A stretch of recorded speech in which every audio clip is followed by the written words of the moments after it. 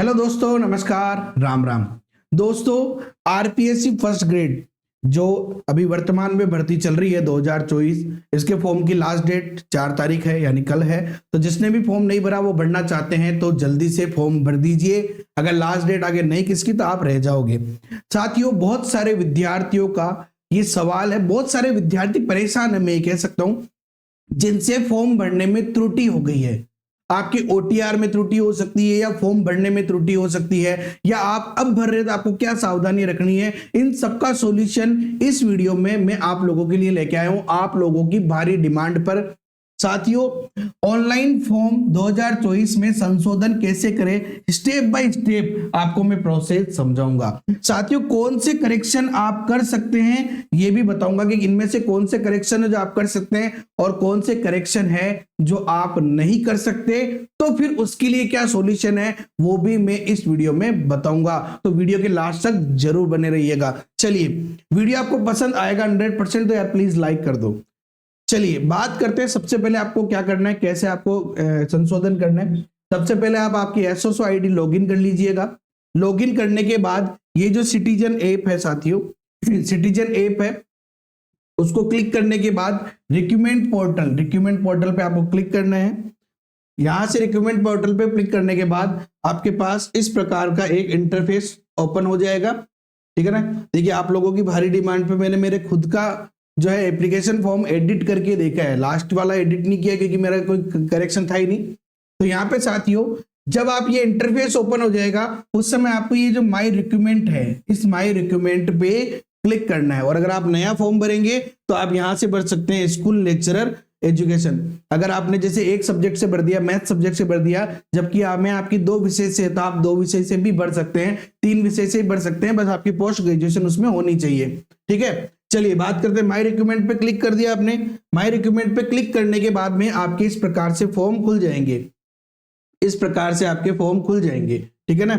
ये तो यहाँ पे देखिए, एक तो मैथ्स का है, पॉलिटिकल साइंस, इस प्रकार से आपने जो भी एप्लीकेशन फॉर्म भरे हैं वो खुल जाएंगे। आप आपका एप्लीकेशन फॉर्म यहाँ पे व्यू एप्लीकेशन करके देख सकते हैं। पूरा चेक कर लीजिए कि क्या गड़बड़ है। अगर आपके कोई गड़बड़ है तो भी पूरा चेक करोगे, और तो कोई गड़बड़ नहीं है, उन गड़बड़ियों को लिख दो, यानी जो भी आपका करेक्शन है। उसके बाद आपको देखिए साथियों, यहाँ पे आ रहा है एडिट एप्लीकेशन।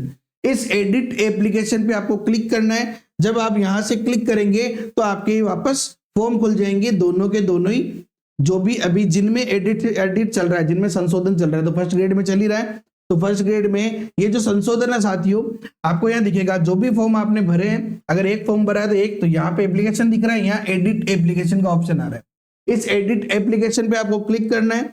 इस पे क्लिक करने के बाद साथियों आपका फॉर्म खुल जाएगा।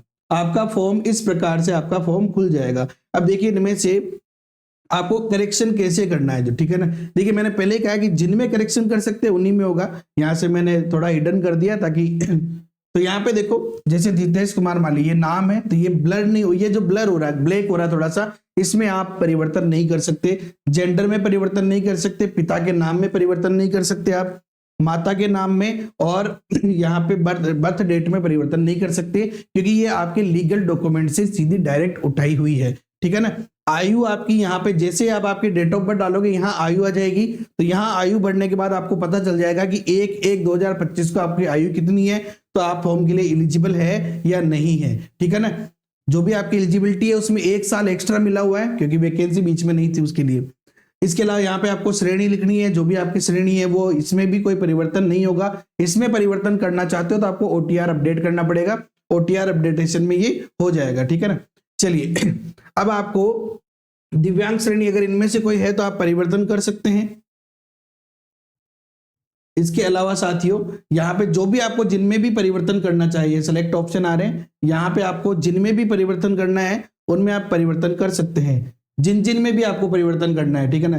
यहाँ पे आप अगर मैरिड है तो आपको मैरिड है अपने जीवन संगिनी का नाम लिखना है, और अगर आप जेंट्स है तो आपको अपने पति का नाम यहाँ लिखना है। ठीक है ना। और यहाँ पे पति के पिता का नाम आ जाएगा, आपकी शादी की तारीख आ जाएगी, जीवित बच्चों की संख्या 2002 से पहले और 2002 के बाद। इसके अलावा आप आपका व्हाट्सएप नंबर यहाँ डाल सकते हैं, आधार आईडी यहाँ डाल सकते हैं। और अब बहुत सारों का ये सवाल है कि सर मैंने तो फॉर्म नहीं भरा लेकिन मेरे आधार कार्ड में गड़बड़ है। आपको देखिए, आपका जो डाटा है आपको आधार कार्ड से नहीं करना मैच, आपका डाटा 10th सर्टिफिकेट के आधार पे होना चाहिए। आपका डाटा जो वो 10th सर्टिफिकेट के आधार पे होना चाहिए। 10th में जो भी आपका लिखा हुआ है सब कुछ प्रमाणीकृत, उसी के आधार पे आपको करेक्शन करना चाहिए। और आप अगर नया भर रहे हैं तो आपको सबसे इंपॉर्टेंट बात कि आपके जो भी डॉक्यूमेंट प्रूफ है, आधार कार्ड हो सकता है, आईडी हो सकता है, जन आधार कार्ड हो सकता है, पैन कार्ड हो सकता है, ड्राइविंग लाइसेंस हो सकता है, उनमें जिनमें भी आपका डाटा बिल्कुल सही है उससे आप ओटीआर करें तो ज्यादा बेटर है। ठीक है ना। तो आप यहाँ पे जिनमें भी परिवर्तन करना चाहें, पता वता पिन कोड इनमें कर सकते हैं। इसके बाद आपको ये सेकेंड इंटरफेस आ जाएगा, नेक्स्ट करोगे तो यहाँ पे, और यहाँ पे आप आपका होम डिस्ट्रिक्ट वो डिस्ट्रिक्ट चेंज कर सकते हो। यहाँ पे देखिए स्पेशल कैटेगरी में आप आते हो, नहीं भरा तो आप यहाँ से भर सकते हो। उत्कृष्ट खिलाड़ी है, मौजूदा सरकारी विभाग में है तो आप यस, जैसे मैं एजुकेशन डिपार्टमेंट में हूँ तो मैंने यस कर रखा है। गजेटेड नॉन गजेटेड यहाँ पे आप ये कर सकते हो। उसके बाद आ जाते हैं अपन, ये आपका पता हो गया कंप्लीटली, और इसके बाद आएंगे, चलिए इसके बाद आप क्वालिफिकेशन में, आप बहुत सारे बच्चों की समस्या है कि सर क्वालिफिकेशन में मैंने, क्योंकि देखो होता क्या है, जब आपने ओटीआर किया होगा तो ओटीआर के समय क्या है, बाकी सारी डिटेल तो आ जाती है, लेकिन ये जो बीएड वाला इंटरफेस है साथियों, ये ज्यादातर व्यक्तियों की खाली है, और उन लोगों ने क्या किया कि यार सब कुछ भरा हुआ है तो डायरेक्ट आगे चले गए, तो बीएड वाला खाली रह गया। इसलिए अगर आपने बीएड वाला नहीं भरा तो आप यहाँ से भर सकते हैं। आपने अगर बीएड में सब्जेक्ट गलत भर दिए हैं, कोई देखो कोई भी मिस्टेक हो, अगर छोटी मोटी भी मिस्टेक है तो आपको सही कर लेनी चाहिए, क्योंकि जब तक एग्जाम होगा, अगर आप मेहनत से तैयारी कर रहे हैं, कोई ऐसे है कि मैं तो ऐसे दे रहा हूं तो बात अलग है, मेहनत से तैयारी कर रहे हैं तो जब ये एग्जाम होगा साथियों, उस समय आपको ये बहुत ज्यादा काम देगा, क्योंकि जब तक एग्जाम नहीं होगा ना, आपके माइंड में डिप्रेशन रहेगा, फालतू की टेंशन रहेगी, तो आप इनमें करेक्शन कर सकते हैं। इसके अलावा साथियों देखिए, आपका जो लास्ट इंटरफेस है उसके अंदर अगर आपसे सिग्नेचर गलत अपलोड हो गए तो आप इसमें करेक्शन कर सकते हैं। जैसे मेरा यहाँ पे सिग्नेचर था तो मैंने इसको यहाँ पे डिलीट करके नया में ऐड कर सकता हूँ। यहाँ पे अगर थंब इंप्रेशन आपका लेफ्ट के बजाय राइट हो गया है तो राइट थंब आपको, ये लेफ्ट थंब लगाना है, आपको लेफ्ट वाला थंब आपको ये लगाना है। लेकिन लाइव फोटो जो आपने अपलोड करी थी वो लाइव फोटो चेंज नहीं होगी। अब बहुत सारे लोगों का सवाल है कि सर आधार कार्ड में जो फोटो है वो चेंज नहीं होगी। आधार कार्ड में चेंज करा लो ना, क्या दिक्कत आ रही, फोटो आधार कार्ड की फोटो थोड़ी अपलोड हुई है, यहाँ पे आपकी लाइव फोटो अपलोड हुई है। आपकी लाइव फोटो और उस समय एग्जाम के अंदर जो आपके आधार कार्ड है वो दोनों मैच करनी चाहिए। इंपॉर्टेंट बात, आप जबरदस्ती, बहुत सारे लोग परेशान हो रहे हैं, आधार कार्ड छोड़ो कोई बात नहीं, आप पैन कार्ड से फेच कर लो, आप ड्राइविंग लाइसेंस से फेच कर लो, आपका जिसमें भी डाटा सही है, बाद में करेक्शन करा लेना। एग्जाम के अंदर ज्यादातर क्या अपन आधार कार्ड लेके जाते हैं, इसीलिए आधार कार्ड को भी यार ज्यादा हेवी ले रखा है, टेंशन लेने की जरूरत नहीं है। आधार कार्ड में फोटो पुरानी है तो आप बाद में करेक्शन करा लो फोटो, लेकिन हाँ लाइव फोटो और आधार कार्ड की फोटो मैच खानी चाहिए, ठीक है ना। मेन इंपॉर्टेंट बात ये, नहीं खा रही तो फॉर्म भरने के बाद करेक्शन करा लो, कोई विशेष बात नहीं है। तो साथियों ये कुछ चीजें हैं जो आप चेंज कर सकते हैं, मैंने बताया सब चीजें चेंज कर सकते हैं। मुख्य रूप से आप आपका नाम, पिता का नाम, जेंडर और आपकी जो डीओबी है वो, और आपकी लाइव फोटो, इसको आप नहीं बदल सकते हैं। तो ये स्टेप बाय स्टेप प्रोसेस था कि आप किस प्रकार से आपका जो फॉर्म है वो करेक्शन कर सकते हैं। अब बात आती है कि सर मेरे तो खुद के नाम में मिस्टेक हो गई, या फिर मेरे पिताजी के नाम में मिस्टेक हो गई, या डीओबी गलत हो गई, तो क्या करें। ओटीआर में तो संशोधन हो नहीं रहा, और ओटीआर में संशोधन नहीं हो रहा। देखिए वर्तमान में ये कि नहीं हो रहा, आगे जाके अगर गवर्नमेंट को लगे या शिक्षा विभाग को लगे और आरपीएससी को लगे तो वो आपको ओटीआर में संशोधन स्टार्ट कर देवे तो बहुत अच्छी बात है, कर लेंगे अपन, लेकिन नहीं कर रहे स्टार्ट, हो गई गड़बड़। अब क्या करें, देखिए हो गई जिसको छोड़ो, अब और कोई ऑप्शन है नहीं। तो आप सबसे बढ़िया काम क्या करो, अब जो गड़बड़ हो गई, या तो कभी आप करेक्शन स्टार्ट हो ओटीआर में तो कर लेना, नहीं हो तो आप क्या करोगे, एग्जाम दोगे आराम से, इत्मीनान से, मन लगाकर। देखो गलती मत करो, या तो अब हो गई तो फिर उस पर पश्चाताप मत करो।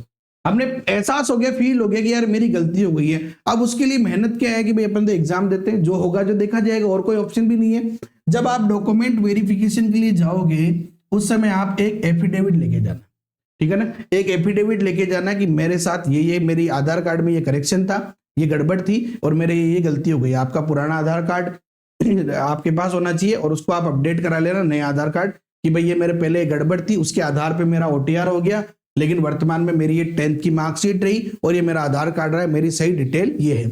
अब उस समय जो भी होगा वो उस समय देखा जाएगा कि क्या होता है। एफिडेविट वो स्वीकार करते हैं, क्योंकि गवर्नमेंट भी देखो कुछ तो करेगी सही। ऐसा तो ये नहीं कि भाई लाखों में से केवल एक बच्चे का गलत हुआ है, आप अगर YouTube पे जाके देखोगे कमेंट्स में तो हजारों बच्चों के गलत हुआ है। तो हो सकता है कि आरपीएससी इसको करेक्शन को स्टार्ट कर देवे, नहीं करे तो हमारे पास ये एक ऑप्शन है और कोई ऑप्शन अभी तक वर्तमान में नहीं है। ओके साथियों, आप ओटीआर अपडेट करके देख सकते हैं। अगर ओटीआर में अपडेट हो रहा है तो आप अपडेट कर लीजिए, कोई समस्या नहीं है। लेकिन मुझे नहीं लगता कि भाई आपके नाम वाम अपडेट हो रहे हैं, अभी तक तो नहीं हो रहे। ओके साथियों, ये वीडियो पसंद आए तो लाइक करो, अपने दोस्तों के साथ शेयर करो, और अगर आपका कोई भी करेक्शन हो तो जरूर कर लो, क्योंकि फॉर्म के 10 दिन बाद तक ये करेक्शन रहेगा, यानी 4 से लगभग 14 तारीख तक अकॉर्डिंग टू एप्लीकेशन फॉर्म ये करेक्शन रहेगा। तो आप 14 तारीख का इंतजार मत करो, फिर आप ये 2-3 दिनों में करेक्शन कर लो, ठीक है ना। 2-3 दिनों में ही आप करेक्शन कर लो, क्योंकि अगर फॉर्म की डेट बढ़ भी जाती है तो भी आपको तो करेक्शन करना ही है। तो आप करेक्शन कर लो और फॉर्म को बिल्कुल सही कर लो, और फॉर्म को करेक्शन करने से पहले उसको अच्छे से जांच लो। ओके साथियों, और उसको लास्ट सबमिट फाइनल सबमिट करने से पहले भी अच्छे से जांच लो। Okay, have a nice day, thank you so much, जय हिंद जय भारत। चैनल को सब्सक्राइब करके बेल आइकन पे क्लिक कर देना, और अगर आप मैथ्स पढ़ना चाहते हैं किसी भी एग्जाम की तो डाउनलोड कर लीजिए आप द जेकेएम थ्योरी। जय हिंद जय भारत, मिलेंगे नेक्स्ट वीडियो में।